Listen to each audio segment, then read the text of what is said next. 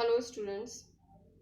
हम लोगों ने लास्ट वीडियो में द न्यू मिडिल क्लास को कंप्लीट किया था और आज की वीडियो में आज का जो लेक्चर वीडियो है हम उसमें क्या करेंगे, लिबरल नेशनलिज्म के बारे में जानेंगे।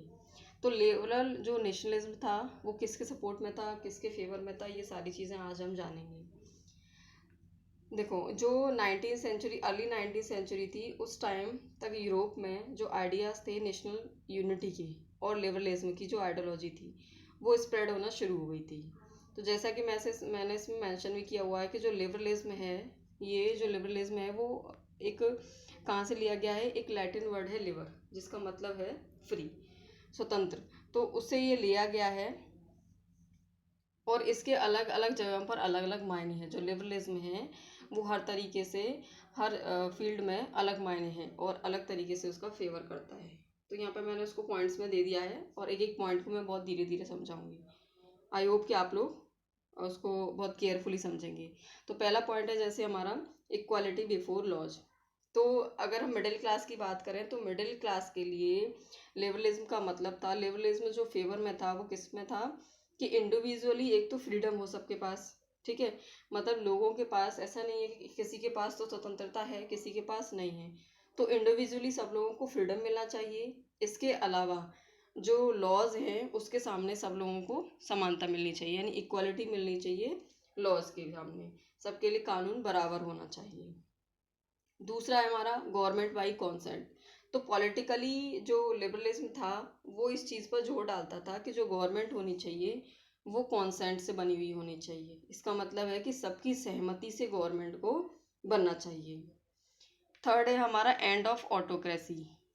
तो जो लिबरलिज्म था फ्रेंच रिवॉल्यूशन के बाद वो इसके फेवर में भी था कि जो ऑटोक्रेसी है और जो क्लरिकल प्रिविलेजेस हैं, ठीक है, जो विशेषाधिकार हैं लोगों के, जो क्लरिकल विशेषाधिकार हैं, जैसे प्रीस्ट वगैरह होते थे मैंने बताया था, तो उनके जो विशेषाधिकार होते थे या फिर जो ऑटोक्रेसी थी, इन दोनों की वो अंत चाहता था कि इसके ख़त्म होना चाहिए, इनका एंड होना चाहिए, इस चीज़ के वो फेवर में था। और दूसरा वो इस चीज़ को भी फेवर करता था, जो लिबरलिज्म है वो इसके भी फेवर में है कि जो गवर्नमेंट है, जो रिप्रेजेंटेटिव गवर्नमेंट बने वो पार्लियामेंट के थ्रू बने और उसके साथ साथ एक कॉन्स्टिट्यूशन भी होना चाहिए। इसके बाद नेक्स्ट है फ्रीडम फॉर मार्केट। इस पॉइंट को मैं फिफ्थ पॉइंट के बाद समझाऊंगी। पहले हम फिफ्थ पॉइंट समझेंगे यूनिवर्सल सफरेज। पहले हम कौन सा पॉइंट समझेंगे, यूनिवर्सल सफरेज। तो देखो, यूनिवर्सल सफरेज में क्या है कि जो लिबरल नेशनलिज्म था, एक तरीके से लिबरलिज्म जो था वो यूनिवर्सल सफरेज के फेवर में भी था। सफरेज का मतलब होता है राइट टू वोट। तो पूरी तरीके से सभी लोगों को वोट देने का अधिकार होना चाहिए, इस चीज़ के वो फेवर में था। लेकिन अगर हम फ्रांस की पॉलिटिकल सिचुएशन देखें तो पहली बात तो कि पॉलिटिकल एक्सपेरिमेंट के लिए लिबरल डेमोक्रेसी में पहली बार किसको रखा गया था, फ्रांस को रखा गया था, ठीक है। तो अगर हम पॉलिटिकल सिचुएशन फ्रांस की देखें तो किस तरीके की थी कि जो लोगों को चुनने का अधिकार था और जो वोट देने का अधिकार था वो केवल प्रॉपर्टी ओनिंग लोगों को ही था। जो मेल एडल्ट मेल होते थे जिनके पास खुद की प्रॉपर्टी होती थी, केवल उन्हीं को अधिकार था कि वो वोट दे सकते थे। इसके अलावा जिन लोगों के पास प्रॉपर्टी नहीं होती थी और जो विमेन होती थी, जो महिलाएं होती थी, इन लोगों को पॉलिटिकल राइट्स नहीं दिए गए थे। इन लोगों को इन चीज़ों की कोई अधिकार मिले हुए नहीं थे। हाँ, जो जैकोबिन क्लब्स बने थे उस पीरियड में, उस टाइम में ऐसा हुआ था कि जो एडल्ट मेल्स थे, चाहे वो प्रॉपर्टी ओनिंग हो या विदाउट प्रॉपर्टी हो, यानी किसी के पास प्रॉपर्टी हो या नहीं हो, लेकिन उन सभी को ये अधिकार था कि वो वोट कर सकते थे। जितने भी एडल्ट मेल्स थे उनको ये अधिकार था कि वो वोट कर सकते हैं। बट जैसे ही नेपोलियनिक कोड आया तो उसने सफरेज को लिमिट कर दिया, जो वोट देने का अधिकार था उसको लिमिटेड कर दिया। जो विमेन थी उनका स्टेटस माइनर कर दिया उसने, और जो महिलाएं, जो विमेन थी, जो महिलाएं थी, उनको फादर या फिर हस्बैंड दो के अंडर में कर दिया कि जो महिलाएं हैं उनको किसके अंडर में रहना है, या तो फादर की अथॉरिटी में रहना है या फिर हस्बैंड की अथॉरिटी में रहना है। तो इसी चीज़ को लेते हुए देखो, जो लिबरलिज्म था वो कहीं ना कहीं यूनिवर्सल सफरेज के फेवर में था कि सबको वोट मिलना चाहिए, वोट देने का अधिकार जो है मिलना चाहिए। और 19th सेंचुरी जो पूरी गई थी उसमें, और अर्ली 20th सेंचुरी में जो विमेन थी और जो नॉन प्रॉपर्टीड लोग थे, जिन लोगों के पास अपनी प्रॉपर्टी नहीं थी, और जो महिलाएं थी, उन लोगों ने मिलकर के क्या किया कि इक्वल पॉलिटिकल राइट्स के लिए अपोजिशन मूवमेंट का ऑर्गेनाइजेशन किया। उन लोगों ने एक तरीके से अपोजिशन मूवमेंट शुरू किया, किस लिए कि हमको भी समान रूप से पॉलिटिकल राइट्स मिलने चाहिए। तो अब हम नेक्स्ट आते हैं फोर्थ वाला पॉइंट, फ्रीडम फॉर मार्केट। तो ये इकोनॉमिक से कहीं ना कहीं रिलेटेड है, मार्केट है तो इकोनॉमिकली अगर हम देखें कि इकोनॉमिक स्फेयर में अगर हम देखें तो जो लिबरलिज्म है वो मार्केट के फ्रीडम के फेवर में है, कि जो मार्केट है उसका फ्रीडम होना चाहिए, सब कुछ वहाँ पर स्वतंत्र होना चाहिए, ऐसा कोई भी रिस्ट्रिक्शंस नहीं होनी चाहिए।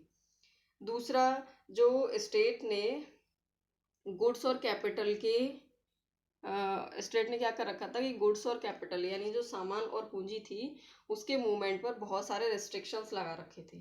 तो लिबरलिज्म जो है इसके फेवर में भी था कि एक तो मार्केट में फ्रीडम होना चाहिए, दूसरा जो रेस्ट्रिक्शंस इम्पोज किए गए हैं स्टेट के द्वारा, स्टेट के जरिए उनको एबोलिश करना चाहिए, उनको ख़त्म करना चाहिए। ठीक है, तो इस तरीके की जो डिमांड थी, ये जो लिबरलिज्म था वो इसके फेवर में था, और इसकी डिमांड क्लेरिक जो मिडिल क्लास थी उसने भी बहुत ज़्यादा स्ट्रांगली की थी। तो हम एक एग्जांपल समझ लेते हैं कि आखिर इकोनॉमिक स्पेयर में जो मार्केट का फ्रीडम था वो लिबरलिज्म क्यों चाहता था, आखिर इकोनॉमिक सिचुएशन क्या थी फ्रांस के अंदर। तो देखो मैं एक एग्जांपल आपको देती हूँ कि जो जर्मन स्पीकिंग, जहाँ पर जर्मन लैंग्वेज बोली जाती थी, ऐसे जो रीजन्स थे उनको first half of 19th century में जो है नेपोलियन के द्वारा क्या किया गया था कि 39 स्टेट का एक कन्फेडरेशन बनाया गया था। 39 स्टेट्स का एक कन्फेडरेशन बनाया गया था जिसको हम बोलेंगे महासंघ। तो वो कहीं ना कहीं छोटे छोटे स्टेट को मिला करके एक पूरा बना दिया गया था कन्फेडरेशन। लेकिन उसमें क्या था कि 39 स्टेट मिले हुए थे, और इन सभी स्टेट्स के पास क्या होता था, अपनी खुद की करेंसी होती थी और खुद के वेट एंड मेजर्स का सिस्टम होता था। उनके अपने मायने होते थे कि हमारे यहाँ पर कौन सी करेंसी चलेगी और हम लोगों के यहाँ पर किस तरीके से माप तोल का सिस्टम चलेगा, जिसकी वजह से लोग जो होते थे, जो मर्चेंट्स होते थे, उनको बहुत ज़्यादा परेशानी उठानी पड़ती थी। जैसे कि अब एक मर्चेंट है मान लो, है ना, तो टाइम है 1833 का, और उसको अपना सामान जो है क्या करना है, जो हैम्बर्ग है उससे ले जा करके न्यूरेमबर्ग में जा करके बेचना है। ठीक है, जो हैम्बर्ग है उसे कहाँ लेके जाना है, न्यूरेमबर्ग में। तो मर्चेंट क्या करता था कि अगर वो जा रहा है तो इसके लिए उसको 11 कस्टम बैरियर से गुजरना पड़ता था, यानी कि जो सीमा शुल्क होता है उन सब से निकलना पड़ता था 11। ठीक है, और हर हर हर जो मतलब जाकर के हर सीमा पर यानी हर कस्टम बैरियर पर जाकर उसको क्या करना पड़ता था, कस्टम ड्यूटी देनी पड़ती थी। वो कितना, 5% कस्टम ड्यूटी हर कस्टम बैरियर पर उसको देनी पड़ती थी। तो इससे तो मर्चेंट्स को कोई प्रॉफिट होता नहीं था। ठीक है, अब उसके बाद क्या होता था कि एक तो ड्यूटी देते थे, दूसरा हर राज्य में वेट एंड मेजर का जो सिस्टम था वो अलग अलग था। ठीक है, तो ड्यूटीज भी उनकी अलग अलग लेवी होती थी, कि कहीं पर सामान का वेट कुछ हिसाब से है, कि दूसरी जगह किसी हिसाब से। तो वेट और मेजर के अकॉर्डिंग ही जो कस्टम ड्यूटीज होती थी उनको लेवी किया जाता था। इसकी वजह से क्या होता था, वो कहीं ना कहीं ये जो कैलकुलेशन था वो बहुत ज़्यादा टाइम कंज्यूमिंग था और लोगों को परेशान करने वाला भी था। तो जैसे अगर हम देखें कि एक कपड़े का माप अगर हम जानें कि किस तरीके से स्टेट्स में चीज़ों का जो मेज़रमेंट और वेट और मेज़रमेंट का सिस्टम अलग अलग था, तो इसी वे में अगर हम समझें एक कपड़े की माप तौल। ठीक है, तो उस टाइम क्या होता था कि एक कपड़े को मापने के लिए एक मेज़रमेंट करने के लिए वो होता था इंस्ट्रूमेंट, जिसको बोलते थे एले। वो इंस्ट्रूमेंट ऐसा था कि जिसमें हम सेंटीमीटर में कपड़ा नापा जाता था, है ना। तो एक एले में कितने सेंटीमीटर कपड़ा होता है उसको नापा जाता था। तो 39 स्टेट में अलग अलग 39 स्टेट का एक कन्फेडरेशन बना हुआ था। तो उन स्टेट्स में क्या मैंने बताया कि अलग अलग करेंसी थी और अलग अलग क्या था उनके मेजरमेंट, वेट एंड मेजरमेंट का सिस्टम था। ठीक है, वेट एंड मेजर्स उनके अलग अलग थे। तो अगर कोई व्यक्ति एक एले कपड़ा अगर मान लो फ्रैंकफर्ट में खरीदता है, तो उस एक एले में उसका कितना सेंटीमीटर बैठेगा, कितना सेंटीमीटर आएगा, 54.7 सेंटीमीटर एक एले में। कहाँ पर? फ्रैंकफर्ट में। अगर वही एक एले कपड़ा वो न्यूरेमबर्ग में खरीदता है, ठीक है, हम सेंटीमीटर में बात कर रहे हैं कि कितना बढ़ेगा कितना घटेगा, ठीक है, तो वही एक एले कपड़ा वो न्यूरेमबर्ग में खरीदता है तो वो कितने सेंटीमीटर उसको मिल रहा है? 65.6 सेंटीमीटर। और वही एक एले कपड़ा अगर वो फ्रेलबर्ग में खरीदता है तो वो मिलेगा उसको 53.5 सेंटीमीटर। तो इस तरीके से बहुत ज़्यादा डिफरेंस क्रिएट था मार्केट में, जिसको कहीं ना कहीं जो लिबरलिज्म था वो ख़त्म करना चाहता था, और मार्केट में वो चाहता था कि जितनी भी जो कस्टम ड्यूटीज़ हैं या फिर जो स्टेट ने रिस्ट्रिक्शन इम्पोज कर रखे हैं उनको एबॉलिश कर दिया जाए। ठीक है, तो आई होप आप लोगों को यहाँ तक समझ में आ रहा होगा। तो देखो इसी चीज़ को लेकर के, यानी यही बात कि जो मार्केट का फ्रीडम था और जो ये सिचुएशन चल रही थी, इतना ज़्यादा डिफरेंसेस अलग अलग स्टेट में होना मार्केट को लेकर के, तो इस कंडीशंस को जो नया कॉमर्शियल क्लास था, जो न्यू कॉमर्शियल क्लास था, उसने कहा कि इस तरीके का जो कंडीशंस हैं, इस तरीके की जो सिचुएशंस हैं, वो कहीं ना कहीं इकोनॉमिक ग्रोथ में बैरियर है, जो इकोनॉमिक ग्रोथ है उसको बढ़ने नहीं देंगी। तो इसलिए वो क्या चाहते थे कि कहीं ना कहीं एक यूनिफाइड इकोनॉमिक टेरिटरी होनी चाहिए, जिससे कि जो गुड्स और कैपिटल है उसका मूवमेंट इजीली इधर से उधर हो सके, ठीक है, इधर से उधर उसको ले जाया जा सके आराम से। इसी को ध्यान में रखते हुए प्रूसिया की फरमाइश पर, उसकी मतलब कोशिश पर 1834 में, ये जो 6 वाला पॉइंट है ना, अब इसको समझा रही मैं, फॉर्मेशन ऑफ जोल्वेरेन। तो उसी के कोशिशों पर क्या हुआ कि एक कस्टम यूनियन बनाया गया जिसको जोल्वेरेन कहा जाता है। तो एक कस्टम यूनियन बनाया गया, और इस यूनियन का काम क्या था? इस यूनियन का काम था कि जो मतलब जो टैरिफ बैरियर्स थे, एक तरीके से जो शुल्क अवरोध जिन्हें हम कहें, जो मतलब फीस एक तरीके से कहते हैं, तो टैरिफ बैरियर्स थे उनको ख़त्म करना था, और उनको ख़त्म किया भी, ठीक है। इसके अलावा इस यूनियन ने क्या किया, जोल्वेराइन यूनियन ने, कि जो करेंसीज थी वो अलग अलग थी पहले, तो कम से कम 30 करेंसी थी पहले, तो उनको ख़त्म करके उसने केवल 2 करेंसी को रखा, कि केवल अब 2 करेंसी ही रहेंगी। तो इस तरीके से जो लिबरलिज्म था उसको हमने समझा कि वो उसका मतलब क्या था, और वो किस फेवर में था, और किस चीज़ को लेकर के आना चाह रहा था वो, ठीक है। इसके अलावा यहाँ पर ये तो बात हुई हमने लिबरलिज्म की। अब 1815 में एक नया कंजर्वेटिज्म निकल के आया, एक नई रूढ़वादिता निकल के आई, ठीक है। तो नेपोलियन जो था वो 1815 में वाटरलू के वॉर में हार गया था। तो जब वो हार गया तो यूरोपियन जो गवर्नमेंट थी वो कहीं ना कहीं कंजर्वेटिज्म की जो स्पिरिट थी उनके अंदर बहुत ज़्यादा अच्छे से भरी हुई थी, वो उससे बहुत ज़्यादा फुलफिल थी, ठीक है। तो यूरोपियन जो गवर्नमेंट, जो नई गवर्नमेंट आने वाली थी, जो कंजर्वेटिज्म आए, तो उनका ये मानना था कि जो ट्रेडिशनल इंस्टीट्यूशंस हैं, जैसे मोनार्ची है, चर्च है, प्रॉपर्टी है, फैमिली है, इन सबको क्या करना चाहिए? प्रिजर्व करना चाहिए। और वो कहीं ना कहीं पुरानी चीज़ों को वापस लाना चाह रहे थे, ठीक है। तो इसी चीज़ को लेकर के एक मीटिंग हुई वियना में 1850 में, एक ट्रीटी हुई थी वियना में, जिसको हम बोलेंगे तो वियना की संधि कहा जाता है, ठीक है। तो देखो ये इस तरीके से मीटिंग हो रही है, यहाँ पे सारे रिप्रेजेंटेटिव्स बैठे हैं, और पूरी तरीके से जो फ्रांस है उसके बारे में इन लोगों ने पूरी मीटिंग यहाँ पे बिठाई है, यहाँ पे एक संधि इन लोगों ने की है। तो हम थोड़ा सा जान लें इसके बारे में, इसमें क्या था। 1815 में जो यूरोपियन पावर्स थी, जैसे ब्रिटेन था, रशिया था, रूसिया था, ऑस्ट्रिया था, इन सब ने मिलकर के क्या किया था?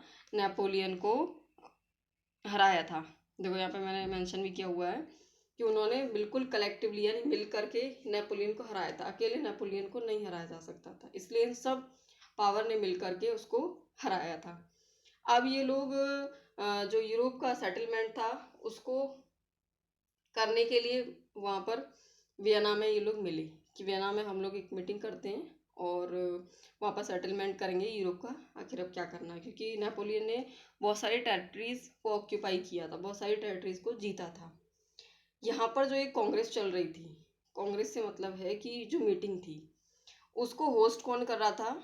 उसको होस्ट कर रहा था ड्यूक मैटरनिक, जो कि ऑस्ट्रियन चांसलर था, यानी ऑस्ट्रिया का वो चांसलर था, वो इस मीटिंग को होस्ट कर रहा था। तो बहुत सारी चीज़ें यहाँ पर इन लोगों ने इन मतलब रखा था, इन लोगों ने बहुत सारे पॉइंट्स रखे थे। जैसे कि मैंने यहाँ पे कई मेजर पॉइंट्स टीटो वियना के दिए हुए हैं। जैसे कि पहला है restore the power of Bourbon dynasty. तो जब नेपोलियन हार गया और उसकी डेथ हो गई और इन लोगों की जब मीटिंग हुई, तो इन्होंने कहा कि जो बूर्बो डायनेस्टी है, कहीं ना कहीं ये कंजर्वेटिव थे, तो ये दोबारा से डायनेस्टी वाला रूल लाना चाहते थे। तो इन्होंने कहा कि जो बूर्बो डायनेस्टी है, जिसको कि नेपोलियन के टाइम पर बिल्कुल ओवरथ्रो कर दिया, फेंक दिया गया था बिल्कुल, तो उसको वापस से हम क्या करेंगे, पावर में लेकर के आएंगे। और दूसरा सेकंड पॉइंट क्या है, फ्रांस लॉस्ट टेरिटरीज। फ्रांस ने नेपोलियन के अंडर में जितनी भी टेरिटरीज को जीता है, मतलब अदर पार्ट्स जो यूरोप के जीते हैं फ्रांस ने किसके अंडर में, नेपोलियन के अंडर में, उन सबको उसे छोड़ना पड़ेगा, उन सबका क्या करना पड़ेगा, बिल्कुल छोड़ना पड़ेगा उन टेरिटरीज को। ठीक है। थर्ड था state were set up on the boundaries. अब क्या हुआ था कि फ्रांस ने बहुत ज़्यादा एक तरीके से अपना एक्सपेंशन कर लिया था, बहुत ज़्यादा अपना विस्तार कर लिया था नेपोलियन के अंडर में। तो जो ये पावर्स थी यूरोप की, उनको कहीं ना कहीं ये फियर था कि कहीं ना कहीं ये डर था कि ऐसा ना हो कि दोबारा से जो है फ्रांस अपने आप को एक्सपेंड कर ले, अपने आप को एक्सपेंड कर ले, अपने आप को बढ़ा ले। तो इसलिए उन्होंने क्या किया कि इसके चारों तरफ जो फ्रांस था, इसके चारों तरफ कहीं ना कहीं उन्होंने कहा कि स्टेट बना देते हैं, जिससे कि एक बाउंड्री बनी रहेगी और फ्रांस फ्यूचर में अपने आप का एक्सपेंशन नहीं कर पाएगा। इसलिए उन्होंने क्या किया, बाउंड्रीज के तौर पर स्टेट को सेटअप किया। तो जैसे कि इसी के अंडर में है fourth point, kingdom setup in the north and in the south. कुछ राज्यों को नॉर्थ में बनाया गया और कुछ को क्या किया गया, साउथ में बनाया गया। तो अगर हम नॉर्थ में देखें तो जो नीदरलैंड का किंगडम था और उसमें बेल्जियम को इंक्लूड कर दिया, उसको तो बनाया गया नॉर्थ में, नीदरलैंड और बेल्जियम को। साउथ में जिनोवा और पीडमोंट को, दोनों को मिला करके साउथ में जिनोवा और पीडमोंट को बनाया गया। ठीक है। ईस्ट में रशिया को पोलैंड का पार्ट दिया गया। ठीक है। ईस्ट में क्या किया गया, रशिया को पोलैंड का पार्ट दिया गया। और जो वेस्टर्न फ्रंटियर्स था वहाँ पर जो वेस्टर्न पार्ट था वहाँ पर जो प्रूशिया था, उसको नई टेरिटरीज दी गई। ठीक है। तो इस तरीके से समझ में आया कि जो चारों तरफ एक तरीके से उन्होंने सब सेटअप कर दिया था। तो नॉर्थ में अगर हम देखें तो क्या हुआ था कि नॉर्थ में, फ्रांस के नॉर्थ में जो नीदरलैंड था, फ्रांस के नॉर्थ में जो नीदरलैंड था और बेल्जियम था, इनको इंक्लूड करके दोनों को एक किंगडम बना दिया गया।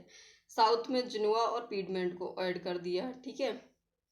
और ईस्ट में रशिया को पोलैंड का पार्ट दे दिया और वेस्ट में प्रूशिया को न्यू टेरिटरीज दे दी गई। ठीक है। लेकिन एक बात थी कि जो 39 स्टेट का कन्फेडरेशन उसने बनाया था नेपोलियन ने, इन पावर्स ने उसको बिल्कुल ही अनटच्ड छोड़ दिया, यानी कि उसको बिल्कुल भी इन लोगों ने हाथ नहीं लगाया, जैसा था वैसा ही इन्होंने उसको छोड़ दिया, बिल्कुल भी उन्होंने इसमें कोई भी चेंजेस नहीं किए। तो वो 39 जो स्टेट का जर्मन कॉन्फेडरेशन बना हुआ था, वो वैसा का वैसा ही बना रहा। ठीक है।